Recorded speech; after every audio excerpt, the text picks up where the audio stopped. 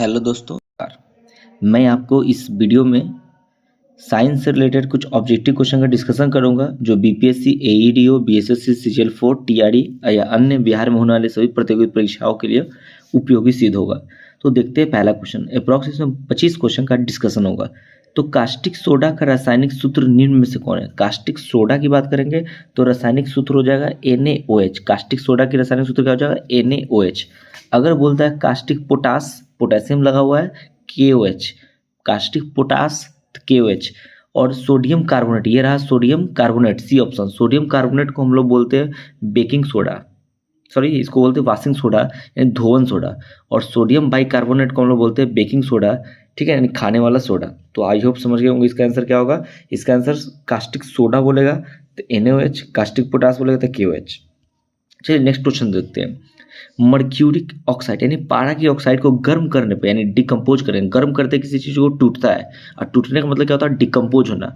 गर्म करने पर मरकरी और इनमें से क्या प्राप्त होगा? और मतलब गर्म कर रहे हैं मरकरी ऑक्साइड को तो क्या प्राप्त होगा? और ऑक्साइड है तो ऑक्सीजन निकलेगा, डिकम्पोज यानी गर्म करने पर कोई भी चीज़ क्या होता है? डिकम्पोज होता है। और डिकम्पोज अगर मरकरी ऑक्साइड है तो क्या निकलेगा? ऑक्सीजन निकलेगा। इसलिए ऑप्शन क्या होगा? बी इसका सही। याद रखेंगे मरकरी ऑक्साइड को गर्म करेंगे तो टूटेगा, मरकरी और ऑक्सीजन में टूटेगा, ठीक है। चलते हैं नेक्स्ट क्वेश्चन पे। नेक्स्ट क्वेश्चन पे चलते हैं। ये रहा एक, ये फैक्चुअल क्वेश्चन है। क्वेश्चन पूछा हुआ एक प्रकाश वर्ष, लाइट ईयर जिसे इंग्लिश में कहते हैं। एक लाइट ईयर, लाइट ईयर सबसे पहले एक दूरी का यूनिट है। बहुत को लगेगा लाइट वर्ष है, प्रकाश ईयर है, टाइम कौन सी नहीं। एक लाइट ईयर, एक प्रकाश वर्ष, ये कहीं ना कहीं डिस्टेंस की यूनिट है, दूरी की क्या इकाई है। और इसका वैल्यू जो देखेंगे 9.46 इंटू 10⁻15 मीटर। याद रखेंगे 9.46, वन याद रखने की जरूरत नहीं है। 9.46 इंटू 10⁻15 मीटर, मीटर में तो 15 होगा, मीटर में तो 15 होगा। अगर 1000 से भाग कर देंगे तो पावर कितना हो जाएगा? 12। 10 स्क्वायर 12 होगा तो यहाँ पर होना चाहिए किलोमीटर होना चाहिए। क्या होना चाहिए? किलोमीटर होना चाहिए। और सेंटीमीटर बदलेंगे 100 से गुना करेंगे तो पावर कितना हो जाएगा? 17 हो जाएगा। ध्यान रखेंगे प्रकाश वर्ष किसकी इकाई है? तो दूरी की इकाई है, डिस्टेंस का क्या है? यूनिट है, ठीक है। चलते हैं नेक्स्ट क्वेश्चन पे। बहुत ही कम समय में ज़्यादा से ज़्यादा क्वेश्चन डिस्कशन करूँगा जिससे वीडियो छोटा बनेगा। देखिए, पौधे अपनी जड़ों के रेशों द्वारा मिट्टी से जल का अवशोषण करते हैं। आप सुने होंगे कि पौधे के जड़ में रोम होता है, पतला पतला रेशा निकला होता है, बालनुमा, जिसे रोम कहते हैं। उससे क्या होता है? जल का अवशोषण होता है। उसी जल में घुला हुआ खनिज का क्या होता है? अवशोषण होता है। यह कार्य किस कारण होता है? तो परासरण के द्वारा होता है। किस? ऑस्मोसिस द्वारा होता है, परासरण के द्वारा होता है। और परासरण में क्या होता है? उच्च घनत्व वाले सॉल्यूशन से निम्न घनत्व वाले सॉल्यूशन की ओर क्या करेगा? वेग होगा, मोशन होगा। तो परासरण की संगनता की भिन्नता वो ये कि घनत्व की भिन्नता के कारण होता है। ये बाकी ऑप्शन देख सकते हैं, नहीं होगा। डायलिसिस अलग होता है, किडनी के लिए रिलेटेड होता है, ठीक है। नेक्स्ट क्वेश्चन पे आते हैं दोस्तों। देखिए ये रहा नेक्स्ट क्वेश्चन, ठीक है। एक डिजीज का नाम है, जिस डिजीज का नाम, बीमारी का नाम है, इस बीमारी का नाम क्या है? मोनोन्यूक्लियोसिस। किस प्रकार फैलता है? याद रखेंगे मोनोन्यूक्लियोसिस किस प्रकार फैलता है। आप देखे होंगे बहुत ही किसी का जूठा खाना नहीं खाता है, जूठा किसी के गिलास से पानी नहीं पीता है, क्योंकि उस जूठे खाना और पानी में खाने के क्रम में उसमें लार लग जाता है, सलीवा लग जाता है, ठीक है। और वो संदूषित, वही संदूषित सलीवा लार से क्या होता है? जो दूषित हो गया उससे एक बीमारी था, जिस बीमारी का नाम क्या है? मोनोन्यूक्लियोसिस। याद रखेंगे कौन सी बीमारी का नाम है? मोनोन्यूक्लियोसिस, दूषित लार से, सलीवा से होता है। नेक्स्ट क्वेश्चन देखिए, ये फैक्चुअल क्वेश्चन है। मानव शरीर में पानी की मात्रा कितनी होती है? आपको पता होगा 70 से 80% मानव, यानी 75% अप्रॉक्स ले लीजिए, 75% अपने भार, अपने वेट के अकॉर्डिंग मानव में क्या होता है? पानी होता है। तो इसमें क्वेश्चन देख लीजिए, ये तीनों हो नहीं सकता है, इसलिए मोर देन 60%, 60% से अधिक मानव की बॉडी में क्या होता है? पानी होता है, उसके शरीर के भार के हिसाब से। चलते हैं नेक्स्ट क्वेश्चन पे दोस्तों। चलिए ये क्वेश्चन देखते हैं, फैक्चुअल क्वेश्चन। यहाँ पर 3 क्वेश्चन है, यहीं पे तीनों क्वेश्चन को डिस्कशन कर देते हैं। देखिए दोस्तों, पॉलीथीन, पोली प्लस एथिलीन तोड़ लेंगे, याद आ जाएगा। Polythene, polythene, poly plus ethylene एक बहुलक है, पता है? बहुलक है, मोनोमर से मिलकर जो बनता है उसे पॉलीमर कहते हैं, बहुलक कहते हैं। एकलक, ठीक है, एकलक, ठीक है। एकलक निम्न में से कौन है? यानी इसका मोनोमर्स कौन है? याद रखिए पॉलीमर्स का मोनोमर्स होता है, मोनोमर मोनोमर मिलकर पॉलीमर बनता है। अब पॉलीमर टूटेगा तो मोनोमर्स में टूटेगा। और देखिए पॉलीथीन है तो पॉली प्लस इथिलीन, इसलिए इसका क्या होगा? एथिलीन होगा, ठीक है। याद रखेंगे पॉलीथीन का मोनोमर्स कौन है? इथिलीन है। देखिए नेक्स्ट क्वेश्चन, निमोनिया रोग निम्न में से किसका उदाहरण है? निमोनिया याद रखेंगे बैक्टीरिया से होने वाला रोग है। निमोनिया जीवाणु से होने वाला रोग है। निमोनिया किससे होने वाला रोग है? बैक्टीरिया से होने वाला रोग है। लास्ट में देखिए ये 70, ये कहीं ना कहीं ये क्वेश्चन 71 बीपीएससी में जस्ट ही आया था, ठीक है। पायरोलुसाइट निम्न में से किसका एस का? एक क्वेश्चन बहुत सारा 3 एस का नाम दिया था, उसमें एक पायरोलुसाइट भी दिया हुआ है।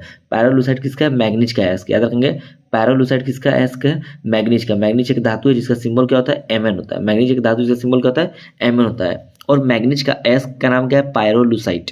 ठीक है, याद रखेंगे पैरोलुसाइट। चलिए नेक्स्ट क्वेश्चन पे चलते हैं हम लोग। दोस्तों यहाँ भी देखिए 2 क्वेश्चन है। देखिए क्या क्वेश्चन में, सबसे पहला क्वेश्चन है ढलवा लोहा, इस्पात और पिटवा लोहा में किसमें कार्बन की मात्रा ज्यादा होती है? यानी कौन सा लोहा, एक इस्पात हुआ जिसे स्टील कहते हैं, एक पिटवा लोहा, एक ढलवा लोहा, इसमें कार्बन की मात्रा अधिक पूछ रहा है। तो याद रखेंगे सबसे पहले ढलवा लोहा में कार्बन की मात्रा सबसे अधिक होती है। फैक्चुअल क्वेश्चन याद भी रखेंगे। ढलवा लोहा में कार्बन की मात्रा सबसे अधिक होती है। लोहा में कार्बन इसलिए मिलाया जाता है उसमें मजबूती मिले। ठीक है, चलते हैं नेक्स्ट क्वेश्चन पे। देखिए ड्राई आइस यानी शुष्क हिम, याद रखें कार्बन डाइऑक्साइड एक्चुअली क्या होता है? एक मिनट दोस्तों, हाँ देखिए कार्बन डाइऑक्साइड क्या होता है? कार्बन डाइऑक्साइड कहीं ना कहीं एक तरह का क्या होता है? गैस होता है। लेकिन जैसे इसका कंडेंसेशन किया जाता है, कंडेंसेशन का मतलब संघनित किया जाता है, यानी गैस से क्या बनाया जाता है? डायरेक्ट सॉलिड बनता है। ठीक है, तो ये बन जाता है सॉलिड रूप जो हो जाता है ना ठोस रूप में, यानी CO2 कार्बन डाइऑक्साइड जब ठोस रूप में होता है उसे हम लोग क्या कहते हैं? ड्राई आइस कहते हैं। ठीक है, सूखा हुआ होता है और सूखा हुआ होता है आइस मतलब ठंडक फील करते हैं, इसलिए नाम पड़ता है ड्राई आइस। ठीक है, और इसके देखते हैं क्वेश्चन पूछा हुआ है कि हाँ निम्न में क्या सही है? ठोस कार्बन डाइऑक्साइड को शुष्क हिम कहते हैं, एक ऑप्शन सही है। कार्बन डाइऑक्साइड कणों को संपीड़ित यानी संघनित करने में शुष्क हिम बनता है, ये भी सही है। ड्राई इसका बनता है जब कार्बन डाइऑक्साइड गैस को ठंडा करते हैं तो सॉलिड बन जाता है, संपीड़न हो जाता है, तो बनता है। इसका मतलब ऑप्शन सी होगा, दोनों सही है। क्या सही है इसका? ऑप्शन सी होगा, दोनों सही है। ये शुष्क ड्राई आइस किसे कहते हैं? सॉलिड CO2 को कहते हैं, ठोस कार्बन डाइऑक्साइड को कहते हैं, और इसे संघनित करते हैं, संपीड़ित करते हैं तो बन जाता है सॉलिड फॉर्म, यानी दोनों आंसर सही है। चलिए नेक्स्ट क्वेश्चन पे चलते हैं। ये ऑब्जेक्टिव क्वेश्चन है। आप नाम सुने होंगे milk of magnesia. Milk of magnesia जो होता है ना, मिल्क ऑफ मैग्नीशिया एक एंटी एसिड की तरह काम करता है, जिसका फॉर्मूला होता है MgOH का holders. Milk of magnesium hydroxide, formula क्या हो जाएगा? MgOH का होल्डर्स। याद रखेंगे मिल्क ऑफ मैग्नीशिया एंटासिड की तरह काम करता है। जब एसिडिटी बढ़ जाता है तो मार्केट से एंटासिड के फॉर्म में मिल्क ऑफ मैग्नीशिया खरीदा जाता है, जो कहीं ना कहीं क्या होता है? पिंक कलर या येलो कलर का मिल्क जैसा सॉल्यूशन होता है, इसलिए इसका नाम पड़ा है मिल्क ऑफ मैग्नीशिया, यानी मैग्नीशियम से बना हुआ है इसलिए। ठीक है, मैग्नीशियम हाइड्रोक्साइड। याद रखें, देखिए सभी मैग्नीशियम हाइड्रोक्साइड का फॉर्मूला है, बट ओरिजिनल फॉर्मूला ये है, ये गलत फॉर्मूला है, ये भी गलत फॉर्मूला है। ठीक है, चलिए नेक्स्ट क्वेश्चन पे चलते हैं। देखिए पोटेशियम आयन, ध्यान रखेंगे पोटेशियम नहीं पूछा हुआ, पोटेशियम आयन, के मतलब पोटेशियम और के प्लस मतलब पोटेशियम आयन। ठीक है, ध्यान रखेंगे। अंतिम कक्षा में कितने इलेक्ट्रॉन? चलिए पोटेशियम का एटॉमिक नंबर देखते हैं। Hydrogen, helium, lithium, beryllium, boron, carbon, nitrogen, oxygen, fluorine, neon, sodium, magnesium, aluminium, silicon, phosphorus, sulphur, chlorine, argon, potassium. 19 होता है, कितना होता है? 19 होता है। तो 19 का इलेक्ट्रॉनिक कॉन्फ़िगरेशन यानी इलेक्ट्रॉनिक विन्यास लिखेंगे तो 19 है, 2 8 8, कितना हो गया? 8 8 16 17 18 और 1 19। यानी अगर पोटेशियम की बात करता, अगर किसकी बात करता? पोटेशियम की बात करता, देखेंगे ध्यान रखेंगे, अगर पोटेशियम की बात करता तो 22वीं कक्षा में कितने इलेक्ट्रॉन होते हैं? 1 इलेक्ट्रॉन होते हैं। बट के प्लस यानी 1 इलेक्ट्रॉन को रिलीज कर दिया होगा, दे दिया होगा, तभी पॉजिटिव आयन बना होगा, धन आयन बना होगा। तो अब 22वीं कक्षा में कितना इलेक्ट्रॉन हो जाएगा? 8। कितना हो जाएगा? 8। तो ध्यान रखें इसके बाद देखिए पोटेशियम आयन है यानी 1 इलेक्ट्रॉन दिया होगा, ध्यान रखें पोटेशियम आयन के प्लस 1 इलेक्ट्रॉन दिया होगा, इसलिए 22वीं कक्षा में कितने इलेक्ट्रॉन होंगे? 8 इलेक्ट्रॉन होंगे। ध्यान रखेंगे पोटेशियम आयन है, 8 इलेक्ट्रॉन होंगे। हाँ पोटेशियम होता है तो के प्लस, लास्ट में के 1 इलेक्ट्रॉन होता है। ठीक है, चलिए नेक्स्ट क्वेश्चन पे आते हैं हम लोग। ये रहा, अच्छा क्वेश्चन है। देखिए क्या लिखा हुआ है, ये नाइट्रोजन अणु का मतलब होता है N2, ऑक्सीजन अणु का मतलब होता है O2, क्लोरीन अणु का मतलब Cl2, ठीक है, आयोडीन अणु का मतलब होता है I2। ठीक है, तो वैसे नाइट्रोजन अणु में किस प्रकार का बंधन होता है? याद रखेंगे नाइट्रोजन अणु में नाइट्रोजन के बीच में ट्रिपल कोवेलेंट बॉन्ड होता है। कौन सा बॉन्ड किस प्रकार का होता है? कोवेलेंट होता है, यानी इलेक्ट्रॉन के शेयरिंग से जो बॉन्ड बनता है उसे बोलते हैं कोवेलेंट बॉन्ड, और इलेक्ट्रॉन के ट्रांजैक्शन यानी शेयर लॉस और गेन से बनता है उसे बोलते हैं आयनिक बॉन्ड, बोलते हैं आयनिक कंपाउंड। ठीक है, तो नाइट्रोजन के बीच में क्या होता है? ट्रिपल कोवेलेंट बॉन्ड होता है। तो देख लीजिए ऑप्शन कौन सा है? Option number C, triple covalent bond होता है। चलते हैं नेक्स्ट क्वेश्चन पे। देखिए, और ये क्वेश्चन कहीं ना कहीं दर्पण से रिलेटेड, देखते हैं क्वेश्चन। अच्छा क्वेश्चन है। एक छात्र किसी गोलीय दर्पण का उपयोग करता है। गोलीय दर्पण 2 तरह का होता है, एक को बोलते हैं कॉनकेव अवतल, एक को बोलते हैं कन्वेक्स यानी उत्तल। 2 तरह का होता है, ये हुआ अवतल और ये हुआ उत्तल। बाहरी सतह उभरा हुआ है तो उत्तल, धंसा हुआ तो अवतल। ठीक है, तो अवतल की बात कर रहा है। कागज पर सूर्य का एक स्पष्ट प्रतिबिंब फोकस करता है जो कुछ समय बाद जलता होगा। आप लोग देखे होंगे मैग्नीफाइंग ग्लास, तो क्या होता है? ये अवतल दर्पण होता है। अवतल दर्पण में क्या होता है? ये प्रिंसिपल एक्सिस हो गया, अक्ष हो गया, जैसे सूर्य से प्रकाश आएगा वो परावर्तन के बाद एक पॉइंट फोकस पर जाकर मिलता है, बहुत सारे प्रकाश आएंगे, कहाँ से पास करेंगे, फोकस से पास करेंगे, किससे पास करेंगे, फोकस से पास करेंगे, इसलिए इसे हम लोग बोलते हैं कन्वर्जिंग मिरर, कन्वर्जिंग दर्पण बोलते हैं, यानी अभिसारित दर्पण बोलते हैं। और इसका फोकस दूरी देखिए बाएं साइड में मतलब ऋणात्मक होगा, फोकस दूरी कैसा होगा, ऋणात्मक होगा, ठीक है। और इसी का उपयोग करके चलाया जाता है। तो क्वेश्चन क्या है, क्वेश्चन पढ़ लीजिए अब। यह अवतल दर्पण, यह अवतल गोली दर्पण है, तो बात सही है, जला होगा इसी से। इसका फोकस दूरी धनात्मक होता है, गलत बात है। और यह एक अभिसारी दर्पण है, यानी कन्वर्जिंग मिरर है, ये भी बात है क्या है, सही है। तो क्वेश्चन पूछा उपयुक्त से कौन सा सही है, ध्यान रखेंगे सही और गलत पूछा है, तो सही पूछा हुआ है, तो यानी ए और सी क्या है, सही है। तो ए और सी कौन है, ऑप्शन सी है, इसलिए ऑप्शन सी इसका क्या होगा, सही होगा। आप लोग को शायद समझ आया होगा। चलते हैं नेक्स्ट क्वेश्चन पे। देखिए एक क्वेश्चन और भी है, इसमें पूछा हुआ गलत है, देख लीजिए, अंडरलाइन कर लीजिए, क्या पूछा हुआ, गलत, नहीं तो क्वेश्चन इससे गलत हो जाता है। निम्न में से कौन सा कथन गलत है, चलिए देखते हैं। किण्वन, बीपी से 71 ने पूछा था, किण्वन के बारे में किसने बताया था, लुई पास्चर। किण्वन की प्रक्रिया के लिए ऑक्सीजन आवश्यक नहीं होता, सही बात है, ऑक्सीजन अब्सेंस में चलता है किण्वन प्रोसेस, ये बात सही है, ऑक्सीजन की जरूरत नहीं होती किण्वन में। किण्वन से वाइन बनता है, मतलब अल्कोहल बनता है। श्वसन के प्रथम चरण में पायरुविक अम्ल, श्वसन 2 चरण में होता है, ठीक है, पायरुविक अम्ल बनता है फर्स्ट चरण में, सही बात है। श्वसन के प्रथम चरण में ग्लूकोज का विघटन होता है, ये भी बात सही है, ठीक है, हाँ सही बात है, ऑप्शन ए सही है, बी सही है, सी सही है, ठीक है, ग्लूकोज का विघटन होता है, सही बात है। माइटोकॉन्ड्रिया में ऑक्सीजन की सहायता से एसिडिक अम्ल का विघटन नहीं, माइटोकॉन्ड्रिया जिसे क्या बोलते हैं, power house of the cell बोलते हैं, क्या बोलते हैं, power house of the cell बोलते हैं। उसमें ऑक्सीजन जाता है और ऑलरेडी उसमें ग्लूकोज का विघटन होता है, और याद रखें ऑक्सीजन की सहायता से किसका विघटन होता है, ग्लूकोज का विघटन होता है। तो ऑप्शन नंबर डी गलत है, ऑप्शन नंबर डी क्या है, गलत है। माइटोकॉन्ड्रिया में किसका विघटन होता है, एसिटिक एसिड का नहीं होता है, किसका होता है, ग्लूकोज का होता है। इसलिए माइटोकॉन्ड्रिया का हम लोग पावर हाउस ऑफ द क्या बोलते हैं, सेल बोलते हैं। माइटोकॉन्ड्रिया मान लीजिए, चलिए दिखाते थोड़ा सा फोटो की तरफ पे, मान लीजिए ये माइटोकॉन्ड्रिया है, ठीक है, माइटोकॉन्ड्रिया 2 झिल्ली वाली संरचना होती है, इसमें ऑक्सीजन आता है बाहर से और इसमें क्या रहता है, ग्लूकोज आता है, दोनों का विघटन होता है, ऑक्सीजन के साथ ग्लूकोज का विघटन होता है, इसमें ऊर्जा निकलता है किसके फॉर्म में, एटीपी, एडेनोसाइन ट्राइफॉस्फेट। तो एक बार बिहार बोर्ड में क्वेश्चन पूछा हुआ है कि इसमें कितने फॉस्फेट होते हैं, देखिए एडेनोसाइन ट्राइफॉस्फेट, तो कितने फॉस्फेट होते हैं, 3 फॉस्फेट होते हैं। इसका ऑप्शन क्या हो जाएगा, डी हो जाएगा, ध्यान रखेंगे, इसका ऑप्शन क्या हो जाएगा, डी। गलत पूछा हुआ, गलत कौन है, ऑप्शन नंबर डी गलत है, ए बी सी तीनों क्या है, सही है। चलते हैं नेक्स्ट क्वेश्चन में। देखिए अच्छा क्वेश्चन है, सभी लेवल का क्वेश्चन है, मीडियम भी है, और निम्न कथन पर विचार कीजिए और इसमें से कौन सही है यही बताना, सही उत्तर का चयन कीजिए, ठीक है। मानव अमावस्या, अमावस्या बोले, सॉरी, मानव अमाशय यानी स्टोमक, पेट की बात कर रहा है, नाइट्रिक अम्ल का उत्पादन नहीं, मानव के पेट में कौन सा अम्ल होता है, हाइड्रोक्लोरिक अम्ल होता है, जो एसिड है, खाने के पचाने में मध्यम का क्या करता है, निर्माण करता है, अम्लीय माध्यम एसिडिक मीडियम का निर्माण करता है। तो ये ऑप्शन कथन में क्या है, गलत है।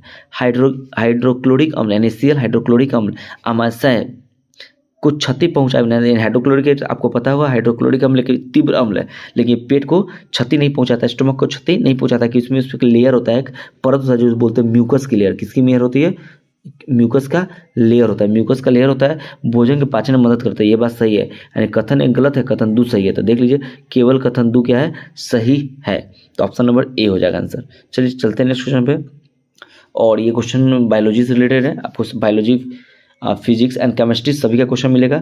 मानव नरों में, नर मतलब मेल, ब्रीसन, उदर गुहा मतलब बॉडी से बाहर होता है, ब्रीसन के बाहर ब्रीसन कोष नामक थैलीनुमा संरचना में होता है, ऐसा क्यों, ध्यान रखेंगे। नर जो होता है, तो नर का जो ब्रीसन होता है ना, वो ब्रीसन कोष नामक थैली में लपटा होता है, ब्रीसन जो 2 अंडा समान होता है, ठीक है, वो बॉडी से बाहर होता है, इसलिए कि बॉडी के टेम्परेचर से कम टेम्परेचर पर रहे, और जिससे जो शुक्राणु होता है वो शुक्राणु जीवित रहे, वो अच्छा से बन पाए, वो नष्ट न हो। तो ऑप्शन नंबर ए देख सकते हैं, कहीं ना कहीं बॉडी के टेम्परेचर से यह शुक्राणु के निर्माण के लिए शरीर से 2 से 3 डिग्री निम्न तापमान बनाए रखने में मदद करता है, जिससे शुक्राणु का निर्माण अच्छे से होता है और जीवित रहता है। तो ऑप्शन नंबर ए होगा। चलिए क्वेश्चन नंबर नेक्स्ट, मनुष्य के परिसंचरण तंत्र की कुछ विशेषताओं का उल्लेख नीचे दे। परिसंचरण तंत्र यानी हुआ ब्लड सर्कुलेशन सिस्टम, यानी रक्त परिसंचरण तंत्र की बात कर रहा है, तो गलत विकल्प को चुनना है। अच्छा बात है, पढ़ लीजिए कौन सा विकल्प, गलत विकल्प। देखिए इसमें गलत विकल्प के बारे में चलते हैं। देखिए कोशिकाएं संयुक्त होकर सिराओं का निर्माण करती है, यानी कोशिकाएं जो है ना मिल कर क्या, तो सिरा क्या है, बहुत सारे कोशिकाओं से मिला हुआ रूप है, सही बात है। लसिका को उत्तक का द्रव, लसिका कहीं ना कहीं उत्तक द्रव है, द्रव यानी लिक्विड फॉर्म में लसिका होता है, जो ब्लड का ही भाग है, ये भी बात सही है।